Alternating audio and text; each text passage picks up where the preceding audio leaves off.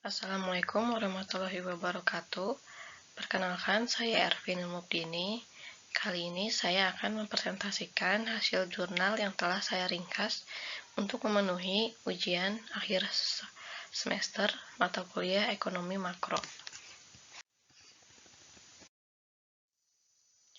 Judulnya adalah Dampak Pandemi COVID-19 terhadap Perkembangan Makroekonomi di Indonesia dan Respon Kebijakan yang Ditempuh. Penulisnya yaitu A.I.K. Fahrika dan Julian Syah Roy. Jurnal ini dipublikasikan di Inovasi Jurnal Ekonomi, Keuangan, dan Manajemen volume 16 nomor 2 pada tahun 2020. Latar belakang, pandemi COVID-19 memberikan dampak terhadap ekonomi makro Indonesia. Hal ini dapat dilihat ketika pada bulan April 2021, sebanyak 1,5 juta karyawan yang berasal dari sektor formal dan informal dirumahkan atau di PHK. Penurunan pendapatan yang berasal dari sektor pariwisata, menurunnya jumlah wisatawan baik domestik maupun mancanegara, mengakibatkan penurunan pendapatan pada sektor penerbangan, investasi, hotel, maupun pengusaha retail. Pada Maret 2020 terjadi inflasi sebesar 2,96%. Di sisi lain, juga terjadi deflasi pada komoditas cabai dan tarif angkutan udara. Badan Pusat Statistik menyatakan bahwa penurunan pada penerimaan sektor pajak dan penurunan ekspor. Tinjauan pustakanya yaitu menurut Sadono 2008, pertumbuhan ekonomi dapat didefinisikan sebagai perkembangan kegiatan dalam perekonomian yang menyebabkan barang dan jasa diproduksikan dalam masyarakat bertambah. Masalah makroekonomi dapat dipandang sebagai masalah makroekonomi dalam jangka panjang. Menurut Harani 2009, konsumsi adalah pembelanjaan atas barang dan jasa yang dilakukan pelaku ekonomi untuk memenuhi kebutuhan. Barang-barang yang telah diproduksi kemudian dipakai oleh masyarakat untuk memenuhi kebutuhan hidup dinamakan barang konsumsi. Menurut Sadono 2008, investasi adalah pembelanjaan penanaman modal yang kemudian akan digunakan untuk membeli barang dan perlengkapan produksi, sehingga dapat menghasilkan jumlah produksi di masa yang akan datang. Kebijakan pemerintah yang diambil untuk mengatasi masalah perekonomian adalah kebijakan fiskal dan kebijakan moneter. Pembahasannya, pada April 2020, IMF memangkas proyeksi pertumbuhan ekonomi global menjadi 3% dari sebelumnya 3,3%. Ekonomi Indonesia, Cina, India, Filipina, dan Vietnam diproyeksikan masih tumbuh positif dengan inflasi volatil food mencapai 5,64%. Indeks keyakinan konsumen menurun menjadi 84,8 dan penjualan retail kontraksi 5,4% pada Maret 2020. Pada April 2020, cadangan devisa meningkat menjadi 127,9 miliar. Pada kuartal pertama, impor menurun dan menaikkan pertumbuhan yaitu 0,15%, konsumsi 1,56%, ekspor barang 0,45%, PMTDB 0,55%, dan konsumsi pemerintah 0,22%. Pada kurva di samping, terjadi tren pertumbuhan yang menurun. Tercatat pada kuartal pertama tahun 2020, pertumbuhan ekonomi Indonesia sebesar 2,97%. Menurut Menteri Pariwisata dan Ekonomi Kreatif Wisnu Tama Kusubandio, mengatakan bahwa kerugian di sektor pariwisata mencapai 38,2 triliun rupiah. Badan Pusat Statistik mencatat inflasi sebesar 0,09% pada April 2020. Pada April terjadi inflasi 0,8%. Ini lebih rendah dibanding inflasi pada Maret sebesar 0,09%. Pada triwulan pertama 2020, realisasi investasi meningkat 8,0% atau 210,7 triliun. Realisasi ini mencapai 23,8% dari target investasi tahun 2020 sebesar 886,1 triliun. sebesar 112,7 triliun berasal dari penanaman modal dalam negeri dan sebesar 98,0 triliun rupiah berasal dari penanaman modal asing. Industri pengolahan masih tetap tumbuh positif, diantaranya industri makanan dan minuman tumbuh sebesar 3,94%, industri kimia, farmasi, dan obat tradisional naik sebesar 5,9%, industri batubara dan penggilingan naik sebesar 2,58%.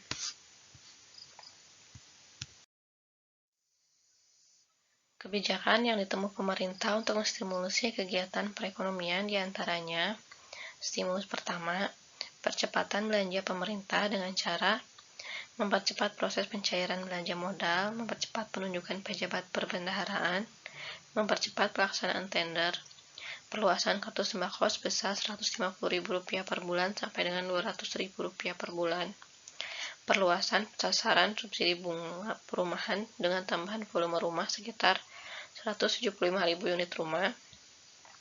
Stimulus kedua, relaksasi pajak penghasilan, yaitu pajak penghasilan pasal 21 ditanggung oleh pemerintah atau PDP, pembebasan impor pajak penghasilan pasal 22, pengurangan pajak penghasilan pasal 25, pengembalian PPN dipercepat. Selanjutnya ada simplifikasi dan percepatan proses ekspor-impor. Stimulus ketiga, stimulasi kegiatan perekonomian yang dibagi menjadi dua jaring pengamanan, yaitu jaring pengaman sosial dan jaring pengaman ekonomi. Untuk jaring pengaman sosial diantaranya tambahan belanja dan pembiayaan APBN 2020 sebesar 405,1 triliun yang terdiri dari program Keluarga Harapan, program sembako, kartu prakerja, program padat karya diskon tarif listrik 450 dan 900, insentif perumahan bagi MBR, tunjangan hari raya, stabilisasi harga atau operasi pasar, penyesuaian anggaran KL, sedangkan untuk jaring pengaman ekonomi diantaranya insentif fiskal atau peniadaan pungutan pajak penghasilan dan pajak barang impor, pengurangan pajak badan dan percepatan restitusi PPN, insentif non-fiskal atau penyederhanaan dan percepatan proses ekspor-impor, kebijakan relaksasi kredit usaha rakyat atau KUR, kebijakan Bank Indonesia, dan kebijakan OJK dan pasar modal. Stimulus keempat, pemulihan ekonomi nasional yang dilakukan dengan cara pertama, mengeluarkan Perpu 1 tahun 2020 tentang kebijakan keuangan negara dan stabilitas sistem keuangan untuk penanganan COVID-19, yaitu pertama, relaksasi defisit melampaui 3%, namun mulai tahun 2023 kembali ke level maksimal 3%. Relaksasi berkaitan dengan alokasi atau realokasi belanja antar organisasi, antar fungsi, dan antar program serta mandatory spending.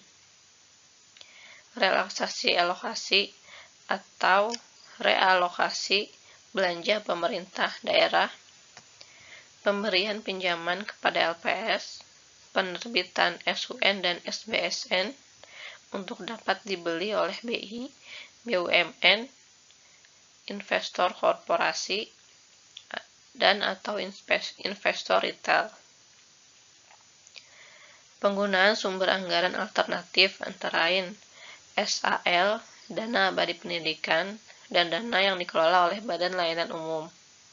Kedua, mengeluarkan kebijakan perpajakan.